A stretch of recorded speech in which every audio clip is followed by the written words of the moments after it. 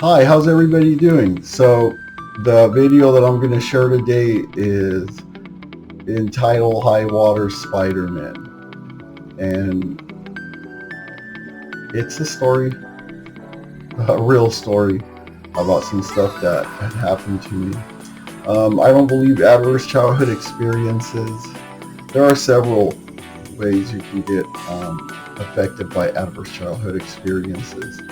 And to me, most of the time when the adverse childhood experiences are brought up during a training or anytime you're diagnosing or assessing somebody, it's usually related to trauma, like serious trauma, like sexual abuse, physical abuse. And adverse childhood experiences are also things like what I'm going to show you in the video today, what I share with you about High Water Spider-Man. That it doesn't necessarily have to be physical violence, emotional, mental, to the extreme, you know? Adverse childhood experiences can be traumatic, and it can hit you at a time where there's so many other things that have happened. For example, in this video that I'm going to share with you entitled High Water Spider-Man, there were a lot of things that I've shared what was happening in my life, first grade, second grade, third grade. So in fourth grade, I thought there had been a break, after my parents' divorce and stuff. So fourth grade was like a new beginning, I felt. I really did. I had been through so many things, and I had learned how to turn any emotion into anger and such, as I've shared previously. And so they weren't the best coping skills, but I had developed some coping skills on how to deal with feelings I wasn't comfortable feeling by converting everything into anger, which is something I felt I could control. But it was like my guard was down. I was feeling good.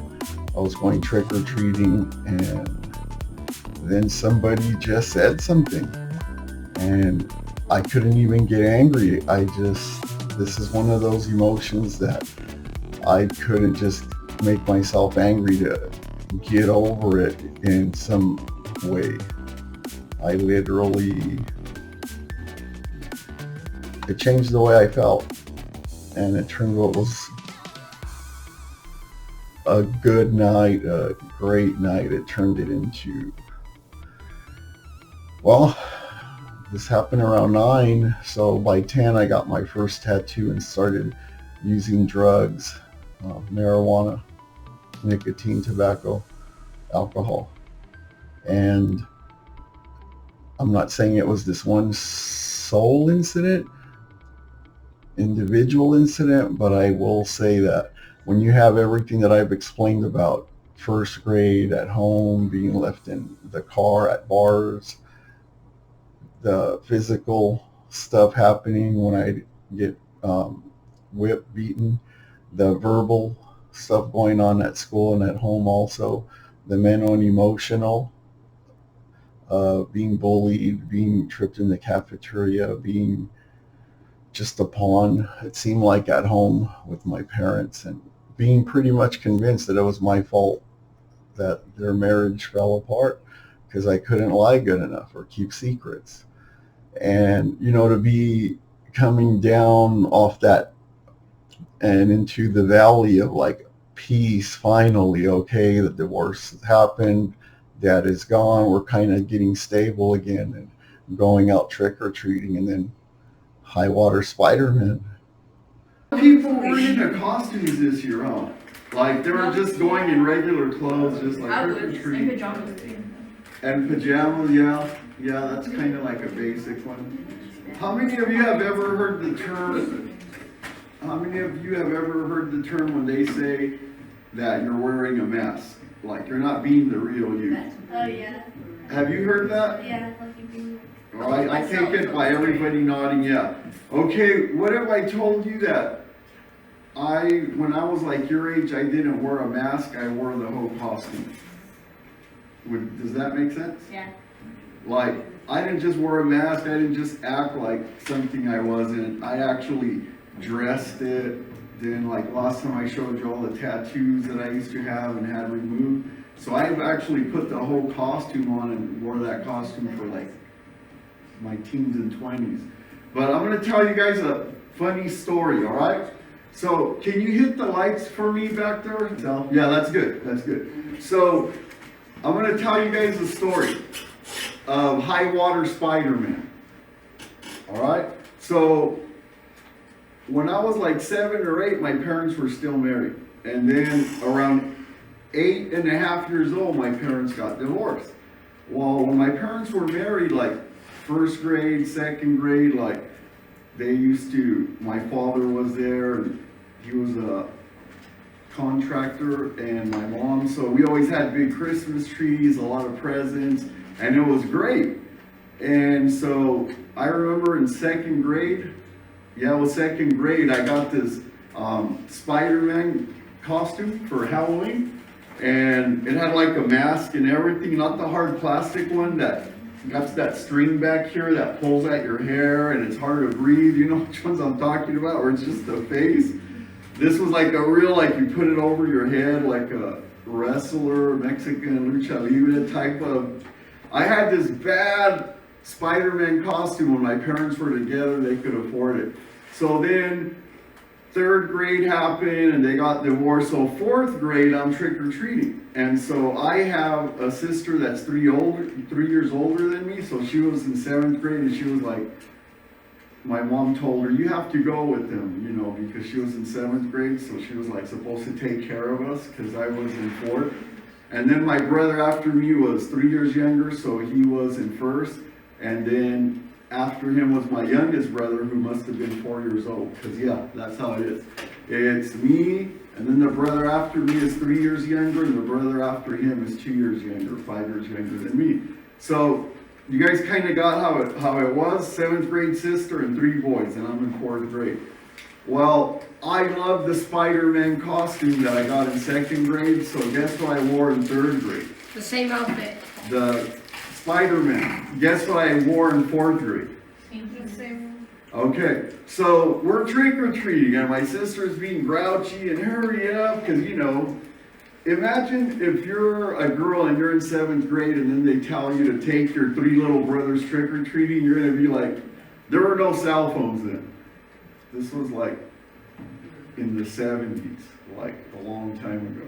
So anyway, so just imagine though, you're a 7th grade girl and you're taking your 3 little brothers trick-or-treating, you're like, hurry up. So she was just like being all crazy. So we're trick-or-treating, and then we went into, you know, when you go trick-or-treating, you go to the rich houses. I don't know why everybody does that, but everybody says, let's go to the rich houses trick-or-treating, right? That's just how it is. Every town, the rich houses. So we went to the rich houses and we're trick-or-treating, and there was like a big window, really nice house, and we walked up to it. And have you ever been trick-or-treating and there's like adults in there like having like a party? Not like a crazy party, but you know, there's adults in there and they're wearing costumes and there's food and music. It was like that. It was like a really nice neighborhood, and you could see through the window and there were adults and young people in there. It was cool. And so we walked up and the lady opens the door and she had this candy, and it was like, the rich houses give you big candies, not the little ones. So she had like the big candy bars, and she's all like, oh, what are you? And my little brother was like, I don't know, a ghost, and the other one was like a pirate, and then it was me, Spider-Man. And she's like, starts with my little brother, and so I said, he's a ghost. And she's like, oh, right, what a nice looking ghost. And you? Oh, he's a pirate. And so she gave him a candy, and then she looks at me, she goes, and who are you? What are you supposed to be? I'm like, I'm Spider-Man. And she's just like, honey, come here. And I'm standing there like, you know, okay, she loves my costume. And I'm in 4th grade, and she goes, come here, honey. And the guy comes over and he has a beer in his hand. He looks at me and he's like, hey, high water Spider-Man. And I'm just like, because I've been wearing this costume since second grade. I didn't realize it was like all way up here and the sleeves. Like I was all high water, like it couldn't fit no more. And nobody said anything. But that man, that's the first thing I remember. He had a beard in his head and he's just like, hey, this is cool. High water Spider-Man. And I'm all like, and I remember that was it. Like, I hated trick-or-treating after that. Like, so that's the high water Spider-Man story. And so, yeah.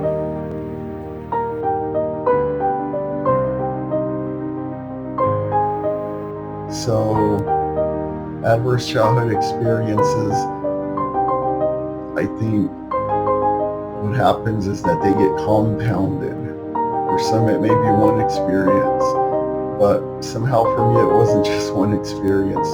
For me it was always compounded. I mean,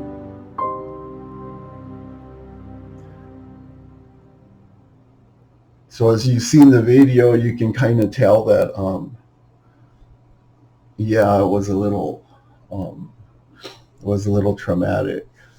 It really was. I never wanted to trick or treat again. I never, I stopped being a kid. I didn't want to play. I didn't want to participate. I didn't like it. I don't like the way it felt. And it kind of took me back to all the stuff that had happened.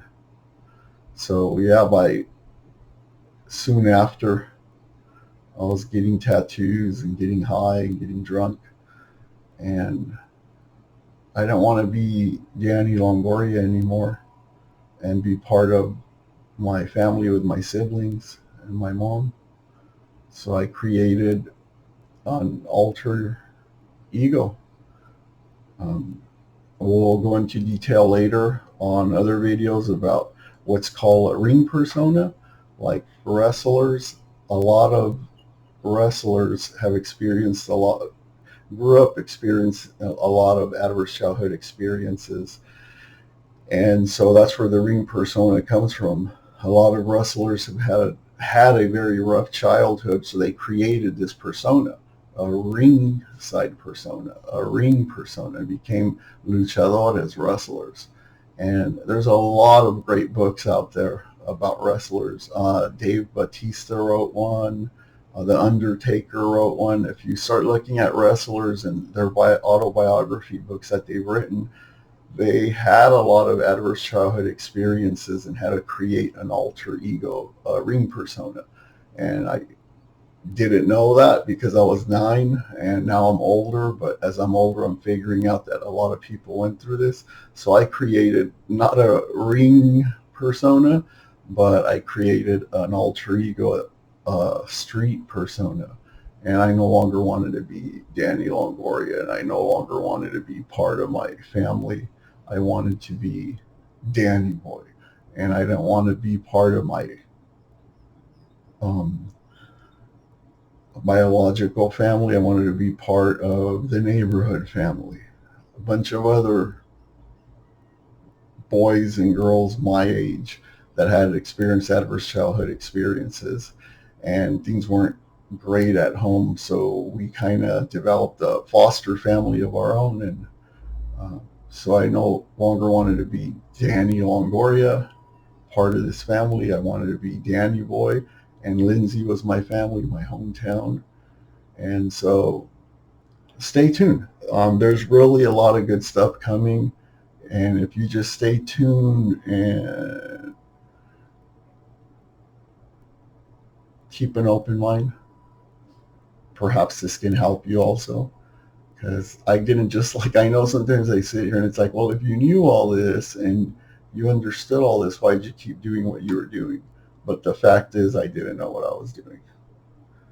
It may seem like I have it all figured out with these words and these concepts and analogies and metaphors and examples, and that I persevered through some things, but I may have done that, but it was with the help of people. So I'm hoping that you use me as help to maybe help a younger sibling, an older sibling, a parent, yourself, somebody you love, significant other, and that